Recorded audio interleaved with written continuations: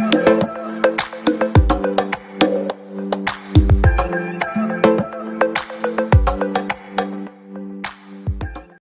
Friends, पिछली video में हमने इलेक्ट्रॉन्स कैसे डिस्कवर हुए उसके बारे में देखा कि एक ट्यूब थी जिसके अंदर कुछ गैसेस भरी हुई थी। ठीक, एक कैथोड था, एक एनोड था। एनोड ने अट्रैक्ट किया कैथोड को। ठीक, उसमें से कुछ कैथोड रेज निकली जो कि नेगेटिव चार्ज वाली थी। वो हमें कैसे मालूम पड़ा? हाँ, मालूम है कि नहीं? याद है ना? क्योंकि एनोड पॉजिटिव था, उसने उन्हें अपनी ओर अट्रैक्ट किया। वो कैसे मालूम पड़ा था हमें? क्योंकि पीछे हमने जिंक सल्फाइड का लेप लगा रखा था जिससे वो चमक उठा, तो हमें मालूम पड़ा वहां एक रेज है जो कि नेगेटिव चार्ज है। उसकी प्रॉपर्टीज हमने देखी थी। अब आप एक ये लाइन पढ़िए एक बार। ऑन चेंजिंग द गैस और the electrode material the properties of cathode raise remain same. क्या मतलब है कि जब हम जो डिस्चार्ज ट्यूब में गैस थी उसे जब हम बदल दें और जो इलेक्ट्रोड्स थे कैथोड एनोड उनकी हम प्रॉपर्टीज बदल दें तो भी जो कैथोड रेज जो थी वो सेम ही निकल रही थी। अब आप सोच रहे होंगे कि जैसे पिछले वीडियो में हमने देखा, आपने सोचा होगा कि एक टाइप की गैस होगी, एक टाइप का मटेरियल होगा, उनमें से ही हमने मतलब एनोड कैथोड बनाया और जब एनोड ने खींचा तो कैथोड रेज निकली, तो वो अलग टाइप की थी। जब हम गैस बदल देंगे, मटेरियल बदल देंगे, तो आप सोच रहे होंगे कि तब अलग टाइप की रेज निकलेंगे। नहीं, उन सब की प्रॉपर्टीज सेम थी। याद, समझ में आया? मतलब अगर हम गैस भी बदल दें, ऑन चेंजिंग द गैस भी बदल दे और इलेक्ट्रोड मटेरियल भी बदल दें तो भी properties of cathode raise remain same. समझ में आया? अब वहां गैस का क्या रोल है एक बार वो देख लेते हैं। वहां हमने गैस डाली क्यों थी? चाहते तो ऐसे भी हो जाता। अब जैसे मान लीजिए ये गैस के छोटे छोटे पार्टिकल्स हैं, ये छोटे छोटे गैस के पार्टिकल्स है गैस के, तो गैस भी तो एटॉम है। ठीक, अभी जब इलेक्ट्रॉन इससे टकराएगा तो इसमें से भी इलेक्ट्रॉन्स निकलेंगे, मतलब आयनाइजेशन हो रहा है इधर। आयनाइजेशन मतलब क्या? आयंस निकल रहे हैं, इसीलिए यहां गैसेस थी।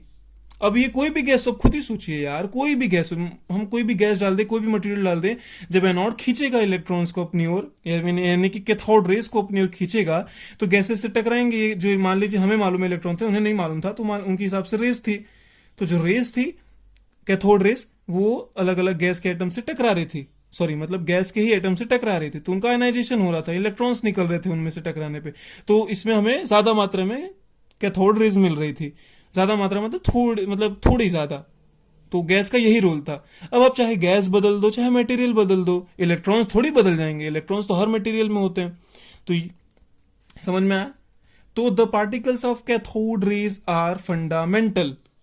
मतलब क्या कि वो नियत हैं, वो होती ही हैं। मतलब the particles of cathode raise मतलब इलेक्ट्रॉन्स आर फंडामेंटल, वो हर जगह होते हैं, मतलब हर पार्टिकल्स में होते हैं। ऐसा नहीं कि एल्यूमिनियम है तो उसके लिए अलग अलग सा इलेक्ट्रॉन है। ठीक, ऐसा भी नहीं है कि नियोन है तो उसके लिए अलग सा इलेक्ट्रॉन है, सोडियम है तो अलग इलेक्ट्रॉन है ना। The particles of cathode rays are fundamental. समझ में आया? ठीक, अब हम पढ़ेंगे E/m रेशियो, यानी कि चार्ज अपॉन में मास का रेशियो। अब ये जो कैथोड रेज ट्यूब जो प्रैक्टिकल था वो जे थॉमसन ने आगे बढ़ाया था, तो उन्होंने ही इसकी वैल्यू दी थी चार्ज अपॉन मास के रेशियो की। तो इसकी वैल्यू यानी E/m, E मतलब charge, E is equal to charge of electron. ठीक, और m is equal to mass of particle जो भी था। मास ऑफ पार्टिकल मतलब यहां कौन है? इलेक्ट्रॉन। उन्होंने इसकी वैल्यू दी कितनी? 1.75 इंटू 10⁻11 कूलम्ब पर केजी। ये सी मतलब कूलम्ब है, आपने 10th में पढ़ा होगा। तो इन्होंने जे थॉमसन ने इसकी वैल्यू दी थी। तो हमें अब देखिए आगे, अब C/m जो है मतलब चार्ज, तो अब मैंने क्या बताया, अब सी किसी पे डिपेंड नहीं करते, मतलब वो मास पे भी डिपेंड नहीं करेंगे, वो एलिमेंट्स कैसा है उस पर भी डिपेंड नहीं करेंगे, और गैस ट्यूब में कैसी गैस है, या तो डिस्चार्ज ट्यूब में जो गैस थी उस पर भी डिपेंड नहीं करेंगे, इलेक्ट्रोड मटेरियल पे वो लोग डिपेंड नहीं करेंगे।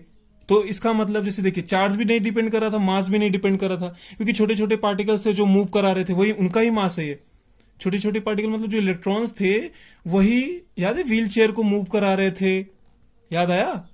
वही व्हील चेयर को मूव करा रहे थे। इसका मतलब ये चार्ज बाय मास का रेशियो ये भी किसी पे डिपेंड नहीं करेगा, मतलब ऑन चेंजिंग द गैस और इलेक्ट्रोड। जैसा सेम उसमें था ना कि properties of cathode raise remain same, ऐसे इसमें होगा ऑन चेंजिंग द गैस और the electrode material the properties of E/m यानी C/m रिमेन सेम। मैं आपके लिए लिख देता हूं एक बार, ये देखिए, ऑन चेंजिंग द गैस और the electrode material E by m value remain same. क्यों सेम?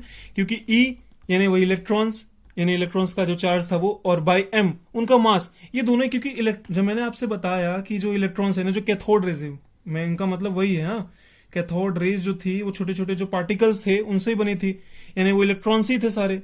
इसका मतलब जो इलेक्ट्रॉन्स था, जब वही किसी वो जो ट्यूब था उसमें ही जो गैस थी, जो इलेक्ट्रोड मटेरियल था, जब उस पर ही डिपेंड नहीं कर रहा था, तो इसका मतलब E by m की वैल्यू भी उस पर डिपेंड नहीं करेगी।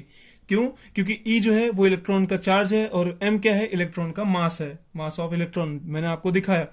ठीक, अब उसी टाइम पे मिलिकन ऑयल ड्रॉप एक्सपेरिमेंट हुआ था, मिलिकन ऑयल ड्रॉप। उन्होंने क्या किया, उन्होंने हमें इलेक्ट्रॉन के जो चार्ज है ना, उस पर कौन सा चार्ज है, मतलब हमें तो ये मालूम था वो नेगेटिव चार्ज था, लेकिन उस चार्ज की वैल्यू क्या थी वो उन्होंने दी मिलिकन ने। देखिए एक बार,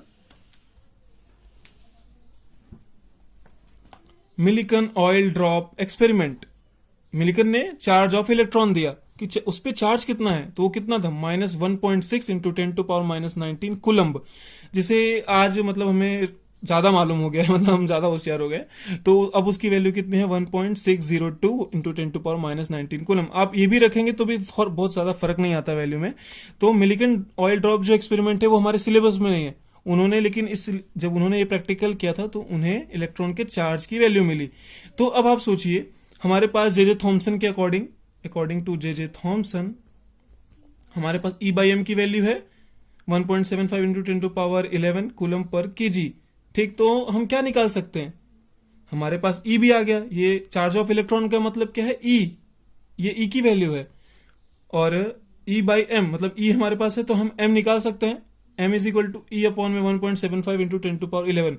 याद रखना, यहाँ मास, यहाँ ये माइनस क्या इंडिकेट कर रहा है कि वो नेगेटिवली चार्ज्ड है, वो जो इलेक्ट्रॉन्स या जो कैथोड रेज में जो पार्टिकल्स थे वो क्या है, नेगेटिवली चार्ज्ड है, बस ये शो कर रहा है, इसकी कोई वैल्यू नहीं है। वैल्यू तो उसकी 1.6 ही थी, उसकी वैल्यू 1.6 इंटू 602 इंटू 10⁻⁻19 कूलम थी, लेकिन वो नेगेटिवली चार्ज थे इसलिए माइनस लगाया।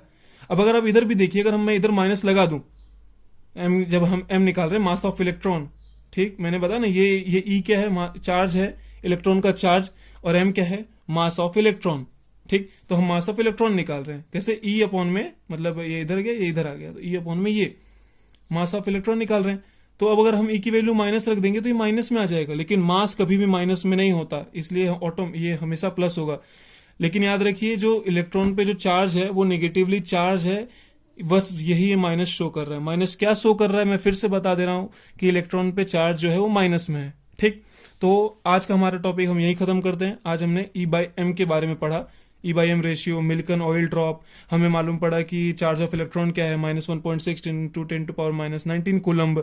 फिर E by m की वैल्यू हमने देखी 1.75 इंटू 10⁻11 कूलम पर केजी। आप ये सब याद कर ले, मोस्ट इंपॉर्टेंट है आपको, मतलब अब आगे बढ़ रहे हैं ना 11th में, तो आपको हर जगह ये वैल्यू आएगी। खासकर तो मास ऑफ इलेक्ट्रॉन आपको हमेशा याद रहना चाहिए, और जो चार्ज है इलेक्ट्रॉन्स पे 1.6 इंटू 10⁻⁻19 कूलम का, वो आपको हमेशा याद रहना चाहिए। तो आज के लिए बस इतना ही। अगले वीडियो में हम प्रोटॉन की डिस्कवरी कैसे हुई, वो थोड़ा इंटरेस्टिंग है, उसे देखेंगे। तब तक के लिए आप बने रहिए, और अगर आपको ये वीडियो अच्छा लगा हो तो प्लीज, अगर आपको लगता होगा कि इससे फायदा हो रहा है, तो अपने दोस्तों को भी शेयर करें। लाइक एंड सब्सक्राइब करना मत भूलें। Bye bye.